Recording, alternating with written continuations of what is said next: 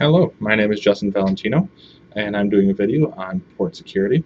This is for the CCNA security curriculum, and port security is always one of the most favorite topics that I've done as a student in CCNA for the Cisco Academy.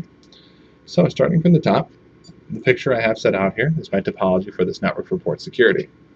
I have a 2621 router at the top that I'm using, physical router, not packet tracer, not virtualized, nothing like that. And I'm connected to a 3550 switch, again my own switch. We're going from FA01 on the router to FA24 on the 3550 switch. The 3550 switch hooks right on an Ethernet cord all the way across to my laptop. FA01 straight to the NIC card on my laptop, which is a gigabit NIC. On the left side, though, we get this little box in the middle. I'm like, what is that? And I know, I'm proud of this little thing. It's my little hub. The little hub here we're going to have some fun with port security. From the 3550 on port FA0/12 down to our hub, and from the hub straight to my desktop PC, which by the way is the PC we're on right now. Just to verify some MAC addresses and PCs, the desktop tower we're on right now is 10.3, MAC address ending at B4.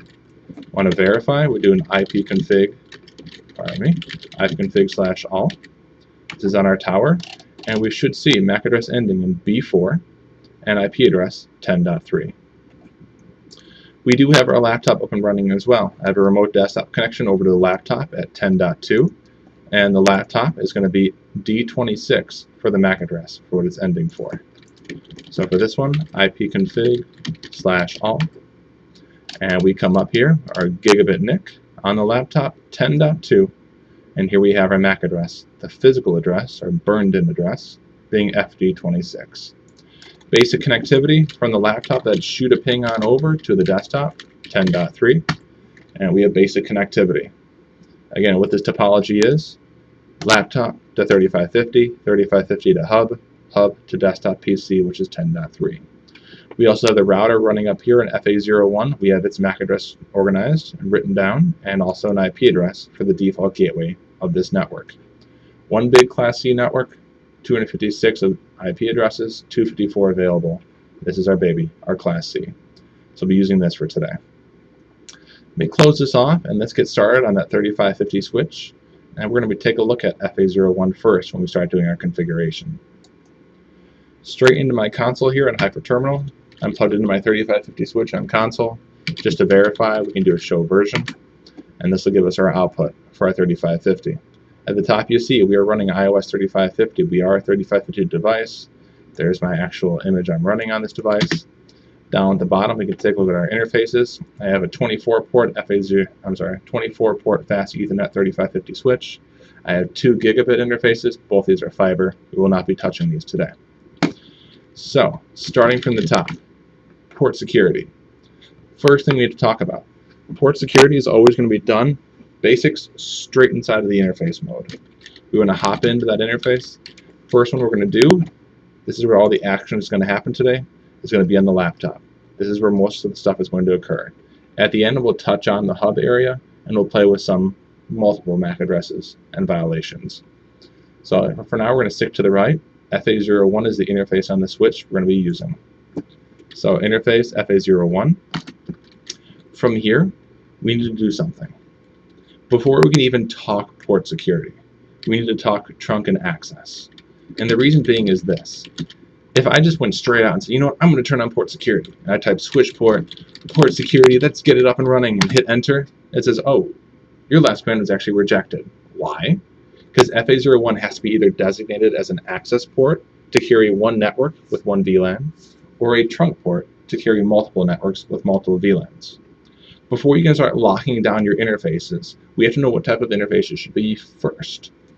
So, first thing we have to do is going to be switch port mode access. We use this all the time with our VLAN configurations. This is, we're going to use this for a network, not for multiple networks, and this should be going down to access links. Now, if we wanted to, we could turn on port security. But we're not going to do that yet. We want to do some modifier commands first. What is the defaults? Well, with port security, we have some defaults that just occur for port security. 3 main ones, given to us by Cisco straight from their website on today. Number 1, port security is off on every single interface by default. By default, we're not limiting who can connect to our network. Anytime someone plugs into a port on a switch, they get access. That's the way it works. We don't have any port security on by default, so it's disabled. Number 2, port security allows only one person to connect by default. Now keep in mind, this is when port security has actually been enabled. Only one MAC address is allowed to connect. If one MAC address is configured, that person's already talking on that interface, but another MAC address comes into the picture as being a source, that MAC address should not be allowed to talk because there's only a maximum of 1 by default. Which means the other guy, it's going to cause a violation of source. That violation could be 3 different ones. The third option, besides if the port security is on or off by default, how many people are allowed to talk by default, we have the violation mode. If there is an offending MAC address, a MAC address that starts talking on an interface, and that switch says, I don't recognize you, you're not a secure MAC address, you shouldn't be here. When that happens, by default, your port is literally going to shut down. What that means is if you're watching that switch physically and looking at that link light will turn off, just whoop, and it's gone. What does that mean? Your port is wiped. It's just gone, it's down. All your configs are still there, don't get me wrong, but all connectivity on that interface is gone. What do we have to do? We have to literally bring that interface back online manually. So if you're thinking of an office environment, by default, only one MAC address allowed on a port. By default, violation mode is shut down. Office space environment, your cable goes from this access layer switch we're on right now, goes to that wall jack of the guy's cubicle. He's currently got his desktop tower, which the business has given him, plugged into that little port on the wall. But he decides, you know what? I have this great music collection. I'm really tired of using this desktop. All my stuff is on my laptop. I'm going to bring my laptop into work. Brings his laptop into work, yanks that network cable out of the back of his PC, and plugs into the side of his laptop and says, this is great. And I can do my work on my laptop, and I can listen to all my music through my laptop as well. Well, what he didn't realize is that every single device, I'm laughing as I say this, has this unique MAC address. And his laptop's MAC address, as nice as it may be, it's not going to be on that approved list that we've made. So once his MAC address on that first frame crosses a wire, and that switch sees it, that switch freaks out. Red lights go off, sirens, everything. Not really, but that's what it should be like. But what happens is your switch sees that frame and it says, oh, that MAC address, I don't recognize that address. That's not on my approved list. That shouldn't be coming. Where is that coming from? It's coming from this port. Uh-oh. What does it do? Default violation mode. He's offending my security. Drops that port. All of a sudden, he has no connectivity whatsoever. His first reaction, oh no, must be the laptop. Something's not working right. Let me just plug the desktop back in like nothing happened. Even when he plugs in the desktop like nothing happened, that port is still down because that violation hit. And think it's just like a rollover. Cha-ching, a violation. That port is still dropped even when he plugs his desktop back in. So he has to call tech support. Tech support has to go back to the switch and re-enable the interface. This is on by default. Some people think it's the most drastic violation mode. I personally like it because you get to know when somebody does something that they shouldn't do. And it's straightforward, and also they get an immediate reprimand. They just lose network connectivity. But let's go onwards now to our configuration. We're going to play with this. So, starting from the top, we're on our FA01. And again, back on track, FA01 goes to the laptop. Let me just make sure I'm still live here, which I am. Go into timeout. And here we are. FA01 going towards that laptop. Let's do some modifiers. First thing we want to do, let's make sure we know that it's a maximum of only one address allowed. Switch port, port security, and I always want to say maximum. And this is going to say how many MAC addresses should be remembered for this interface. We only want one to be remembered. Only one PC should have access to this port. The next command is not only should only one PC have access to this port, but what is the PC's MAC address? Instead of doing maximum of how many, we want to say MAC address to exactly target what MAC address should be talking. Pull out that picture. The MAC address should be b499.baf4.fd26. So this is the MAC address we want to specify that should be allowed on FA01. And that's what we're going to do. b499.baf4.fd26. So this is actually the MAC address that is allowed on this interface. Once I hit enter, it will be saved, and this is the MAC address that will be allowed to talk on that interface. Very neat stuff. So we have the maximum that are allowed, which is only one PC to talk, one MAC address. We specify the MAC address that should be talking. Now, let's specify the violation. What happens when somebody else that isn't that MAC address does talk? Well, they would be offending. So we're going to say switch port security violation, and we have 3 options. We've already discussed shutdown. That's one where the port physically gone down, no connectivity. Can't get it back up unless the administrator goes back into the switch and gets it back up. The other ones are protect and restrict.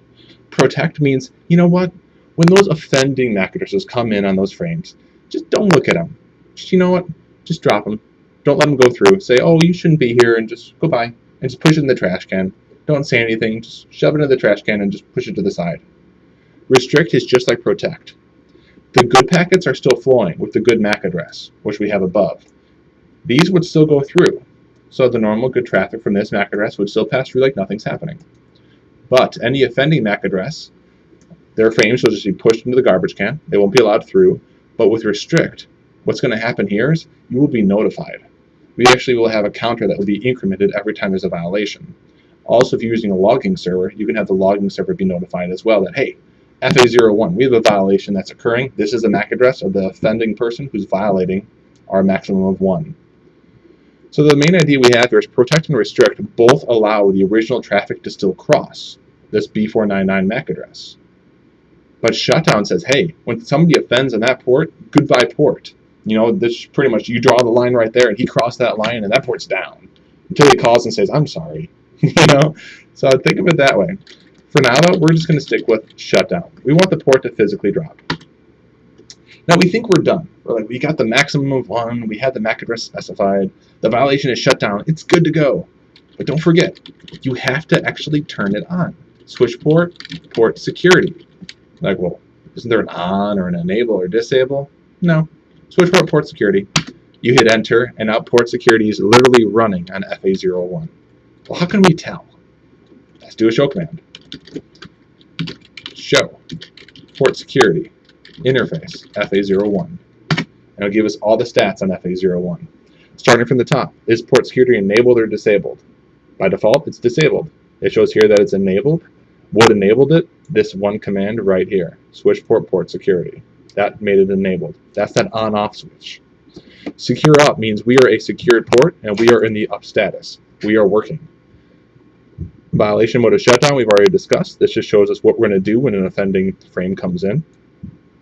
The aging time and aging type does come into play. The aging type is one of the harder parts of port security. We have 2 different types. We have absolute, then we have one other. And the one other is actually based on our interval. So, with absolute, what happens is when one MAC address goes into the table, that MAC address then stays for a predetermined period of time. That period of time just counts down, and once that period of time gets down, regardless of inactivity or not, it instantly drops it out of the table. So aging type, absolute is the first one. The second one is inactivity. With inactivity, that MAC address will stay in the table until it's become inactive. When it's become inactive for a period of time, then it's wiped from the table.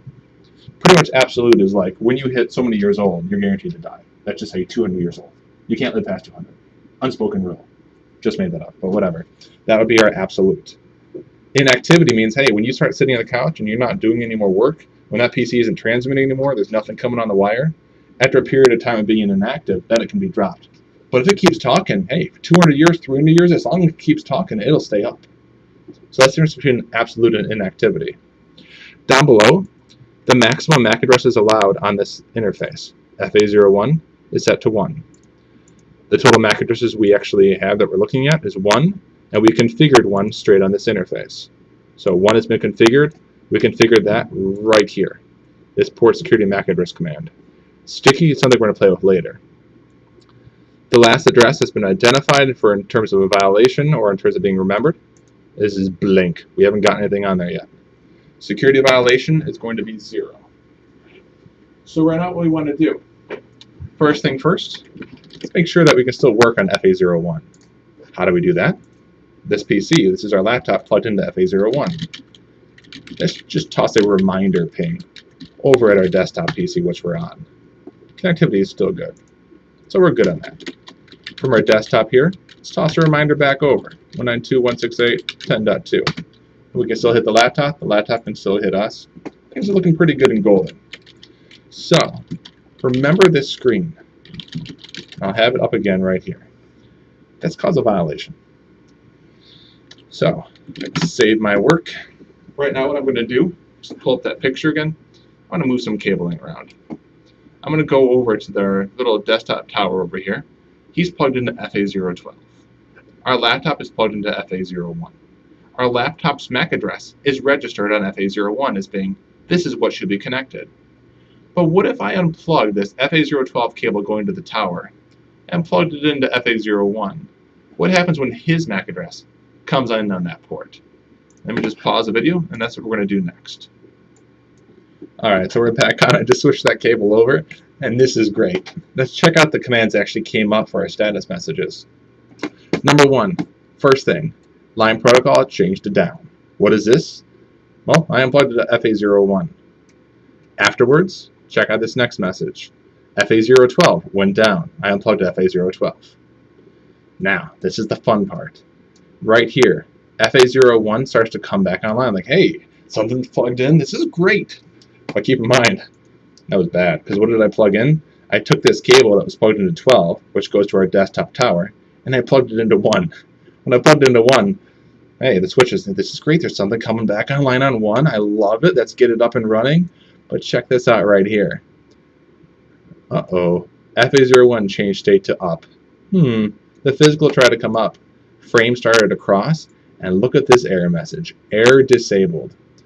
P-secure violation. Error detected in FA01. Port security violation. Error detected. Pretty much means there was an error. Someone plugged in something they shouldn't have. And this called port security to have a violation. Well, how can we tell? Well, let's do that command we just did before. Show port security, FA01. And check this out. This is where it gets so much fun. This is why I love this topic. Number 1, port security is still online. We're enabled. But take a look at this. Secure shutdown. Like, well, shouldn't it be like that? Oh, no. No. Before, we were secure up. The port was up.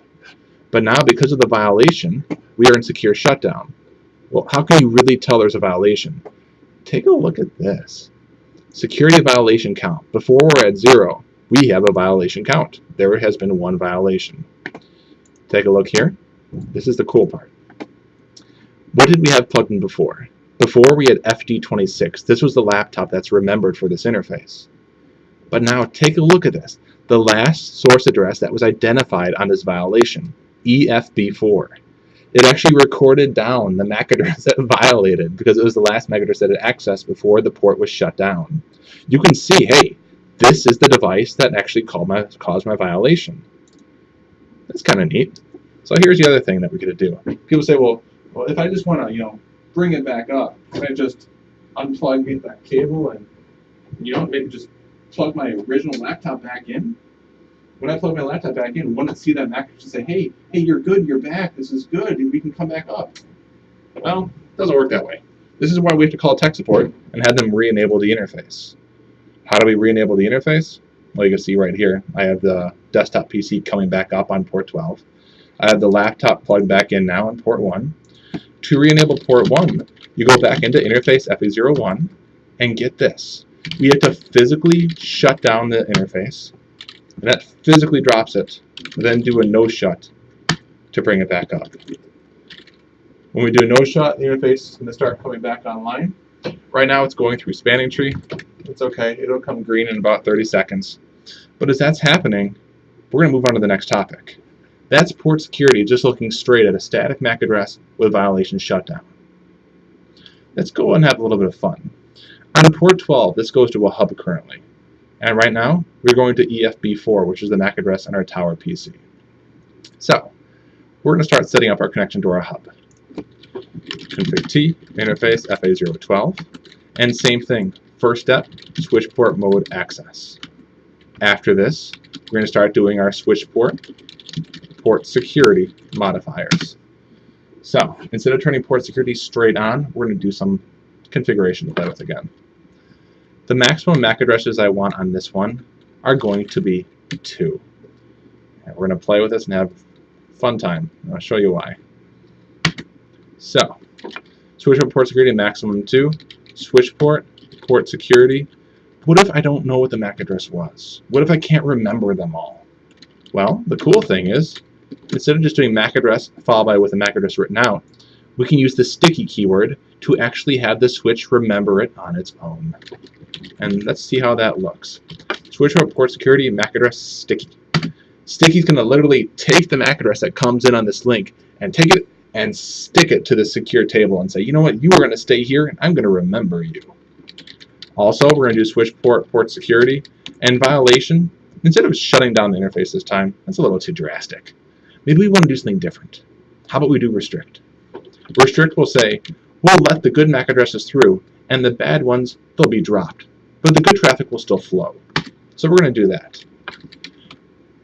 And for this one, what we're going to do here again, switch port security, let's change the MAC addresses to allow only one. Just because I have the laptop in the tower, I don't really have 3 devices I can use, and that router is on another link anyways. So switch port security, and we're going to do maximum. I can't spell at the moment. Maximum of 1. So only one address allowed to connect. So let's verify it. Show port security interface FA012. And right now we are disabled. Why? Because port security is not on yet. The port status is secure down, FA012. Take a look. Restrict is our violation mode. Same thing as before, absolute aging. We don't actually have a sticky MAC address coming through yet. So I'm going to have that come online in probably the next 30 seconds. From here, I'm going to freeze the video and make sure all the cabling is set up to take the next step. Alright, so our MAC address came through and tossed a couple of pings across. And they've responded back with our desktop's MAC address of EFB4. Desktop being EFB4 right here. So pretty much I took the laptop, did a ping from the remote desktop connection down across, and our sticky MAC populated. Now what we want to do, we have our maximum of 1 allowed. 1 is already set based through the sticky. Now we want to actually turn on port security on FA0/12. So we're going to do switch port security to get it up and running. We can do our show command again to verify it's working. Here we are. Port security is enabled. We are up, secure up. Violation mode is set to restrict. Again, any violation should not drop this interface. There is no count at the moment. We are at 0. So what I want to do at this point, number 1, I want to make sure that if a violation does happen, let's see how it works. To make things go a little bit faster, I'm just going to hop on FA012, and also I'm going to hop on 01, because I'm going to be bouncing between these two a little bit later on. 1 through 12, we'll just identify all ports in the range. And you know what? I just want to make sure that they have port fast on them. That's okay. Why? Because I want the interfaces to come up quickly with what I'm about to do next. Right now, I'm going to take the connection from the laptop, and I'm going to take that laptop connection from right here, and you see the ports dropping in the background from FA01. I'm going to plug this cable into our hub. Right now the hub, it has no MAC address whatsoever. It's a basic dumb hub. But the PC, which is the tower on the hub, that desktop PC has a MAC address. So as I plug this cable from the laptop PC into the hub, which goes from here, now plugged into the hub, check out the violation counter. Look at this. This is really neat because it's going to keep on showing us right here. Remember with the violation of shutdown, it was just, oh, port's been error disabled. But in this case, this is completely different. Violation restrict is saying, hey, we have an offending MAC address, FD26. What is FD26? That's the laptop, because now this cable is plugged straight into the hub. There's only supposed to be one MAC address, and the MAC address that was set automatically through the sticky command was him, because he was the first one to talk on this interface. But now there's this offender, and that offender is FD26, and he's on the wire. And let's do this. Quick show command. Look at that violation account. Think of just the amount of frames that cross the wire. If you run a program like Wireshark, you just see hundreds of frames crossing the wire, spanning tree frames, broadcast frames, ICMPs, DHCPs, all the works of different frames that cross the wire. This counter is just flying up, 107, and it's going to keep going up. These are constant violations that are happening. All these frames coming in from FD26, which is this laptop. Now here's the great thing about this. This whole time this is happening, I can still actually connect out. What can I connect out from? Right here. And this PC that we're on, this is my tower. My tower will still have internet access. My tower can still get out to everyone else. And the network still works for me on the tower. And that's me right here.